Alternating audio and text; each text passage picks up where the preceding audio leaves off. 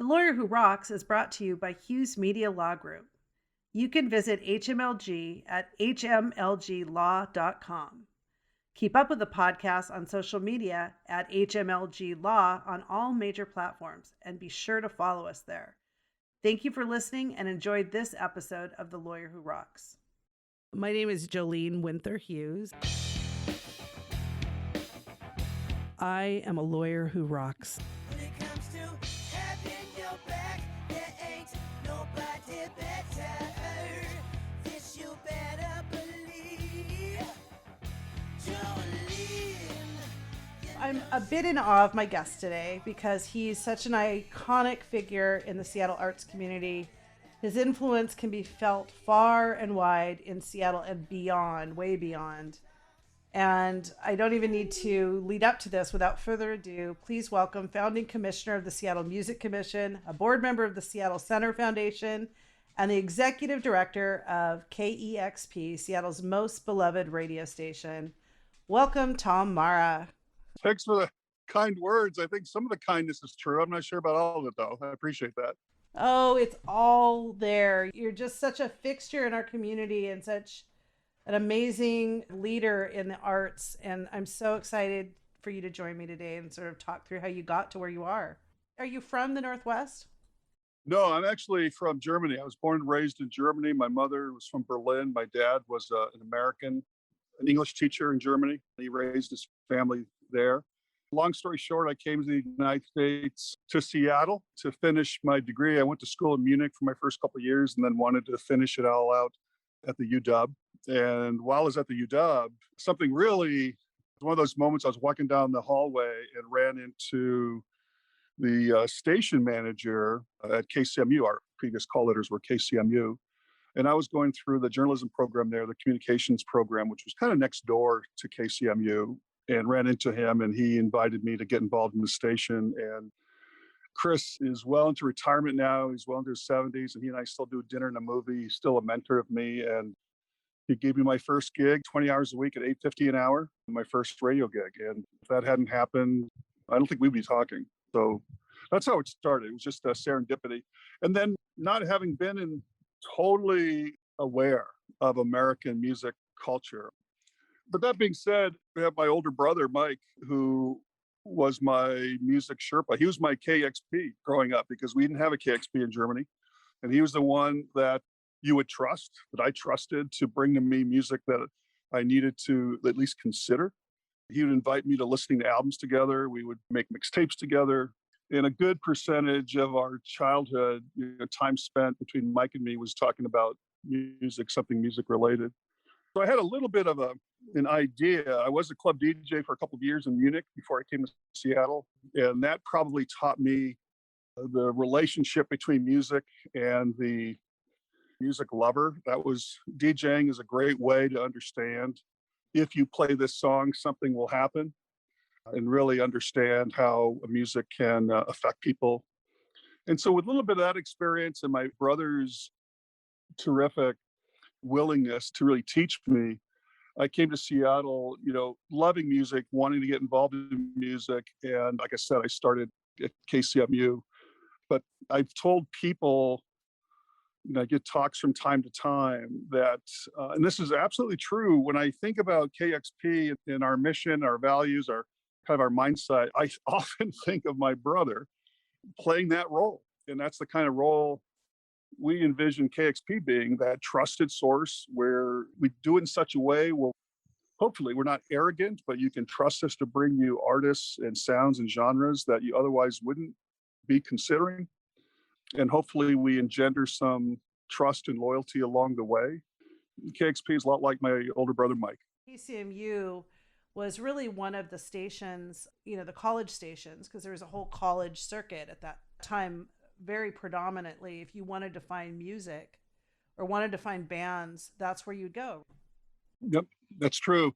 I've met a lot of people over the years who've done a stint at a college radio station.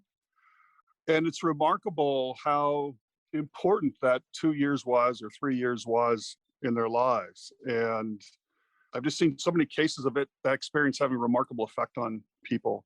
Unfortunately, college radio is experiencing, difficulty.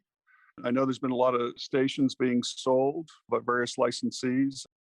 It makes it harder. At the same time, there's some amazing stuff going on. For example, Rainy Dog Radio, at the University of Washington, where we have really enjoyed lots of amazing people coming out of Rainy Dog Radio coming over to KEXP, including Morgan Chosnick, one of our DJs and associate program director, was station manager at Rainy Dog.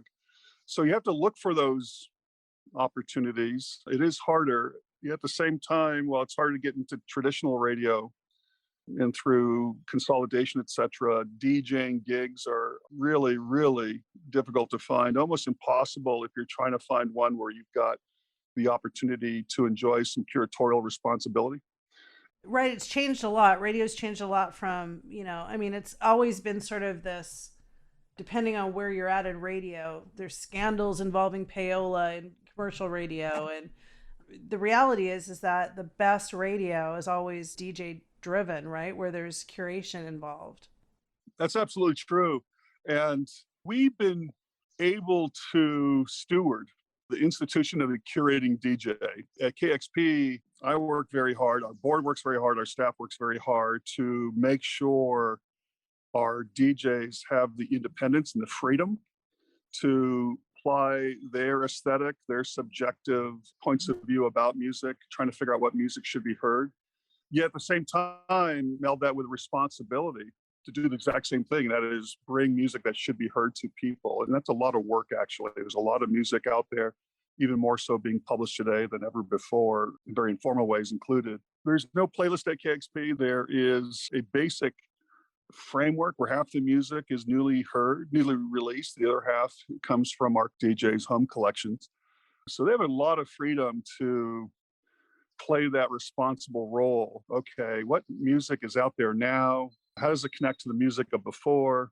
And take on a challenge. The last thing I'll say here, it's not the most economic way for an economic model to thrive, but that's what our mission compels us to do. Our mission is to enrich your life by championing music and discovery. So we go beyond just trying to distribute music. We go into the mode of being an advocate for music in your life and upholding not only the music lover, but also upholding our music ecosystem as well as we do that. So at KEXP, we got 45 different DJs, 45 different voices, no playlist, and they do an amazing job. And they take it very seriously. And hopefully that on a particular day, you'll find an artist or a genre or reconnect with an artist that you haven't, been with for some time. That's the nature of the mission. Talk about the transition to KEXP. I think I can describe it as that we caught 2 jars worth of lightning. Back in 99, we were still on the 3rd floor of the communications building. And 2 things happened. One is KCMU was repositioned within the University of Washington, and we were moved from the public affairs side of the university to the technology organization. And there was executive sponsorship that changed where the chief technology officer for the university, a fellow named Ron Johnson, he took on the responsibility and this fostering role of really investing in the station. In those first few years, being part of the university technology organization, as well as being affiliated with it later on, amazing things happened. We were given many resources to connect to people over the internet, whether it's streaming. We created the first real-time playlist where you could follow along online and then go into the archive to listen to what we had done the last 14 days. Thanks to their expertise and their commitment to the station, we got our music people and radio people in the same room with these world-class software engineers, hardware folks, streaming folks. And it sounds really quaint now, but we created the first stream to the cell phone, the music stream to the cell phone, first radio stream to the cell phone, I should say. And it sounds really, really quaint now. But the thrust of that is that the station was just really upheld and we were just closer to the university's core research-based mission and working on things we only dreamed of working on.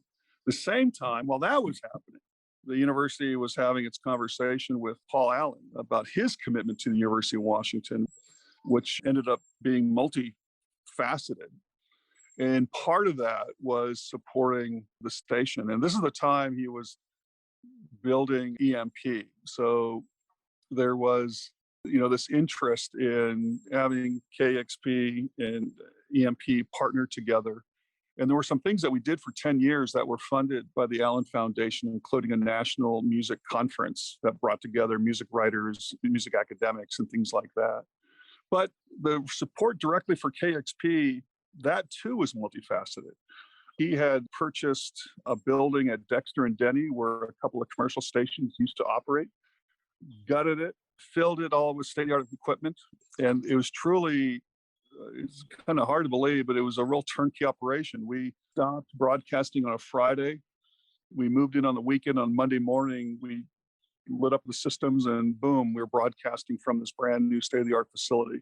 And that's how significant his support was to us. Another form of support was operating funds. Back then, we were a pretty tiny operation. We were about $250,000 a year operation, and made a commitment to match that amount, the $250,000 a year for 10 years, which is mind-blowing just by itself. But I thought we could become a more impactful organization if, looking the gift horse in the mouth just a little bit and saying, if you could front load some of those dollars, why don't we fund a plan to become a $2 million organization after 3 years? And that plan was a fairly simple plan. It was all about getting good people, good fundraising people, production people, programming people. In that first year, we raised $1 million on our own, something we'd never done before. And he covered the other half. This next year was about $500,000. That was a deficit, which he covered in the third year, about 100,000. And sometimes these things work. And it was his commitment to this venture-based philanthropy that made all the difference for us. That support, coupled with the university's support within its technology organization, those two things coming together made a huge, huge difference. And that all happened in 2000, 2001 in that area. I would love for you to share that sort of transition from, okay, we're $250,000 a year, which is the budget for many arts organizations, to getting to the place where you can do really cool things, like have this new space that you have and be able to present this great content and have, hopefully back the community space that's there with educational programs. There's just so much that KEXP does. We were able to express much more clearly and thus be able to really align with more understanding throughout the organization that, in fact, we were actually much more than a radio station.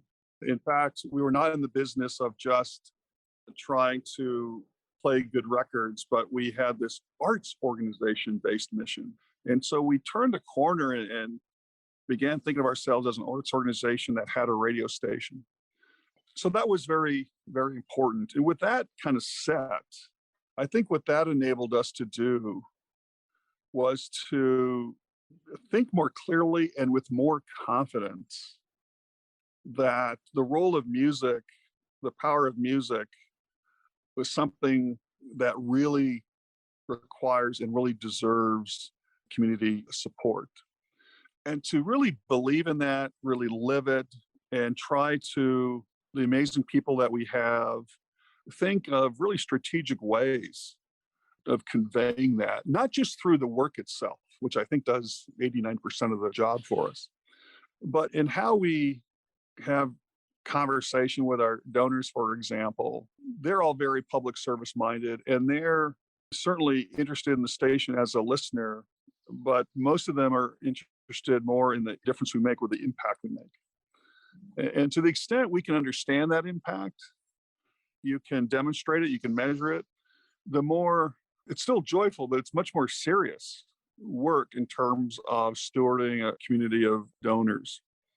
So we had to let go, I think, of some of the notions we had that as long as we did a good job programming and connected with X number of listeners every week, that was the purpose of the organization. We had to get out of the foxhole a little bit and realize that what we were doing was much more significant and that we had to take a more serious approach to championing it, connecting with the donor community. In some ways, it takes a lot of work, it takes a lot of commitment. But in other ways, it's kind of simple because you're really talking about what's important in life. If people can begin to trust that what you're trying to do is make lives better, that resonates. And we're always on the hook on a daily basis to hold ourselves accountable to that donor, to that listener, to the community. As I tell people, you'll find out for yourself. The proof is in the listening. You'll know whether or not we've forsaken any sort of sense of public service or whether or not we're taking our jobs seriously. And that's been resonating. Whether it's in direct conversation with donors, whether it's how we're communicating with them online through social media, email, even how our DJs, who are amazing this way, how our DJs are connecting to the hundreds and hundreds of people that text them and send them requests, even how they respond to them has made such a big, big difference. The other thing I would add that made us, I think, a little more serious about all of this is realizing and beginning to wade into the connection between music and really hard parts in life. John Richards started this series called Music and Death every year, has a town hall. And it's really an examination between the relationship between death and music, how it upholds grief, how musicians deal with death, things like that. And then that led into a Music Heals series where we then would have a day-long focus on music and cancer, and the music and addiction, and music and mental health. It's because we were willing to look more deeply into what the nature of our impact was and really focus on that, even though it would mean a lot of emotional labor for our staff. That's really brought a lot of support to us that we otherwise wouldn't be getting, that we're fortunate to get. Your work at KEXP and in radio is not just the only thing you've done in the arts community. We touched on it earlier. You actually were one of the founding commissioner at the Seattle Music Commission. Obviously, I'm enjoying my work there, but what was missing in Seattle without having a music commission? How did you get this idea? It was not my idea, but I was really happy to hop on board quickly.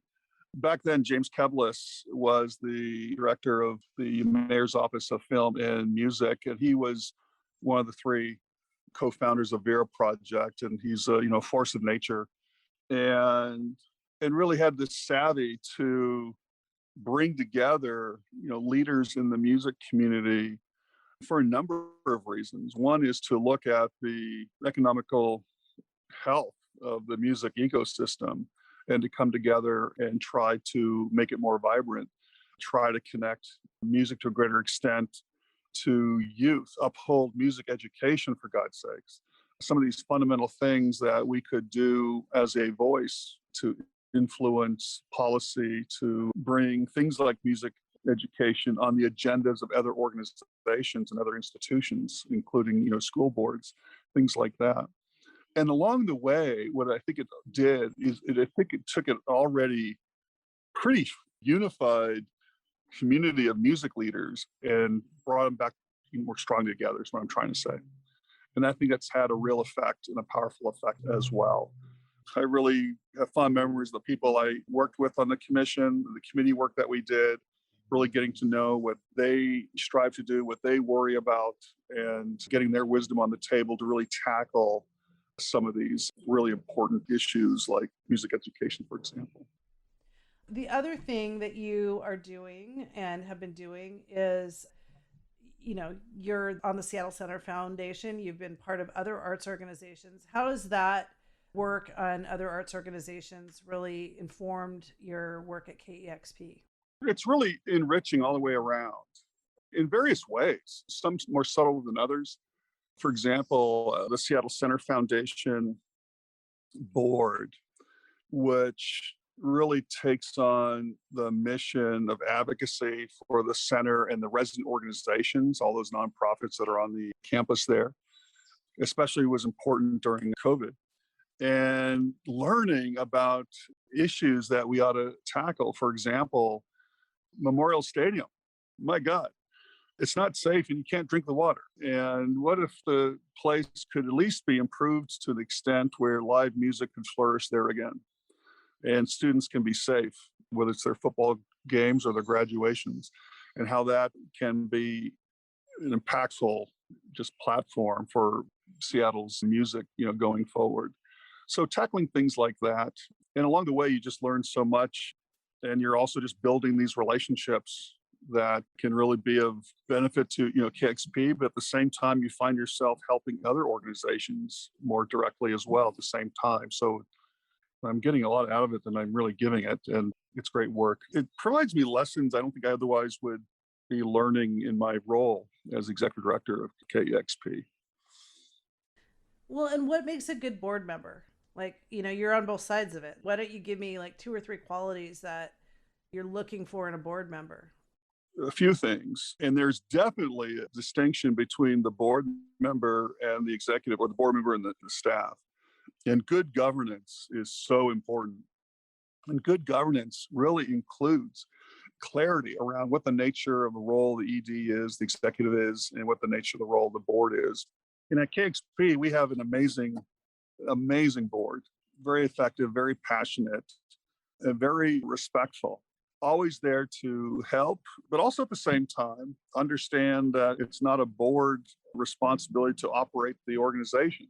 It's not so much like you're the board, we don't want you to interfere. It's that it's just good governance.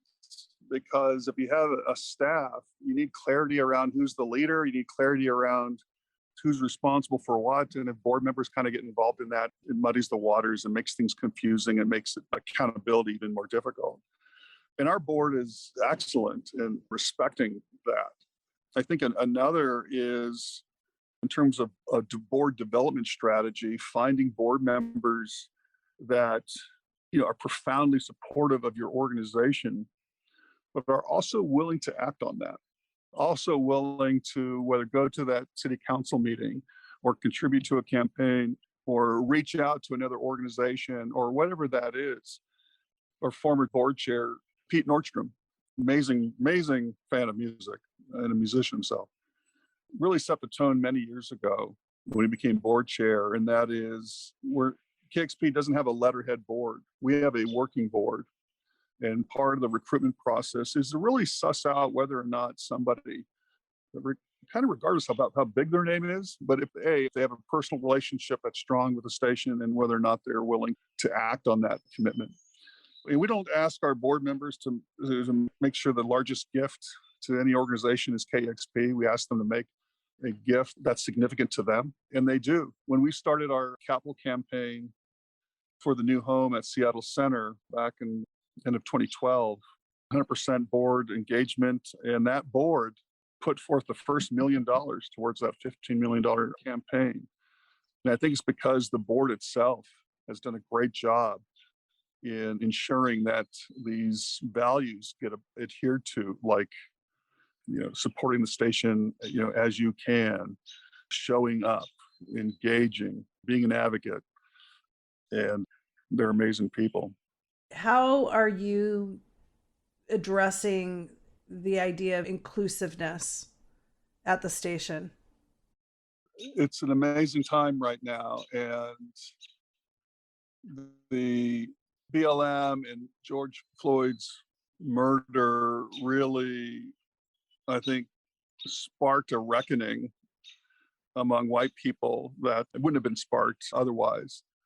And we had been on a journey to pursue racial equity since 2015, 2016, in terms of mandatory training, hiring consultants to work with our leadership team, that sort of thing. So in the summer of 2020, we saw this wave, we felt this wave, and we knew we needed to act. And I think we would feel really just a lack of confidence of really what to do, even though we'd done some of this work already. But at the same time, the team really came together and for us to take a stand. We knew that we needed to make a commitment to become an anti-racist organization. And we knew we had to make a statement about that. At the same time, we also knew that just making a statement can be very performative. And as I've told our staff, I've told myself, I've told colleagues across the country, making that statement is key, because you then have a tool to remind yourself, remind your staff, remind your board that you put yourself on the hook now. And you just can't talk the talk, you got to walk the talk.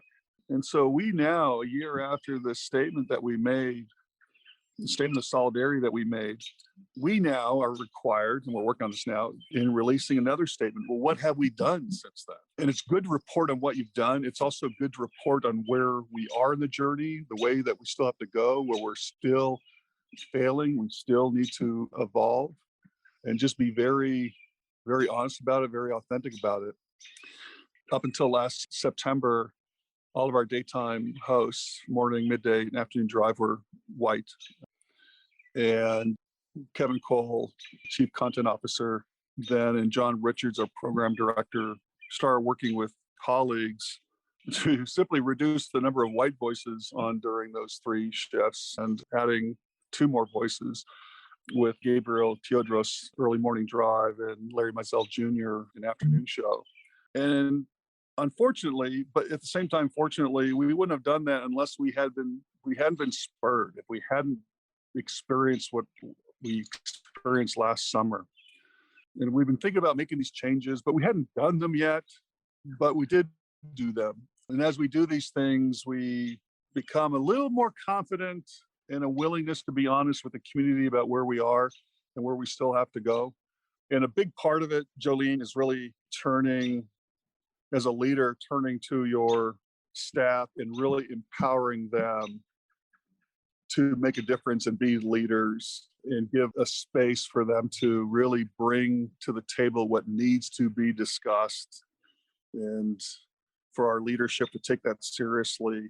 And hopefully that month from now, that 3 months from now, that 6 months from now, that 6 years from now, we're able to point to an evolution that we otherwise wouldn't have taken ourselves on to achieve. It's inherently difficult. It's inherently painful. It's full of grief. It's full of conundrums. It's full of worry. Yeah, we've given ourselves permission to do our best, at the same time be willing to step in it at the same time as we try to do better. So keep an eye on us and see how we're doing. Well, Tom, I think that the kindred spirit that I have with you is just the love for music, art, absolute support of the arts industries. And for you, the influence you've had on Seattle and the community, and then thus the world, it makes you a really, really, really awesome badass. And I would love to know what you think makes you a badass.